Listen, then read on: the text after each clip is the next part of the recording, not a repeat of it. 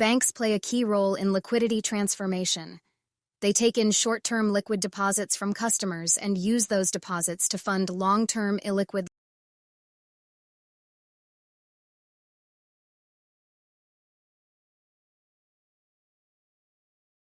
loans to businesses and individuals.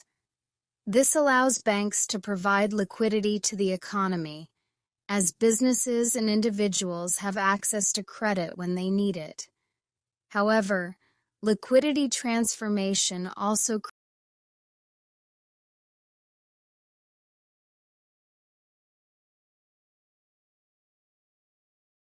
creates leverage for banks.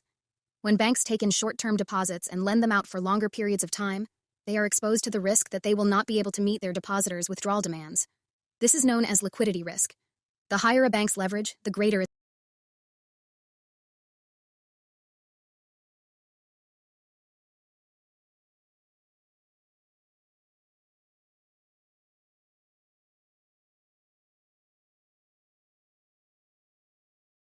There are different ways to measure the aggregate output and incomes in an economy.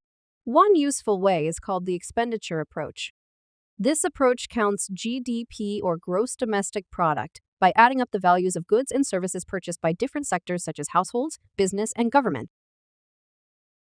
Goods services purchased by households are part of consumption, which is denoted by C here. Goods services purchased by business are part of the investment, which is denoted by I here. Goods services purchased by business is part of government expenditure, which is denoted by G here.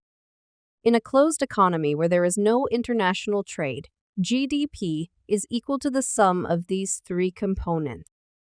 If there are exports X, we also need to add X to GDP because some output is purchased by other countries. If there are imports M, we need to subtract M from GDP because some goods and services purchased in the economy are not produced in the economy.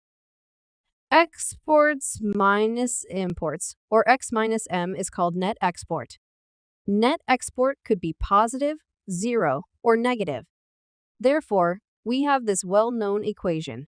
GDP is equal to consumption plus investment plus government expenditure plus net export.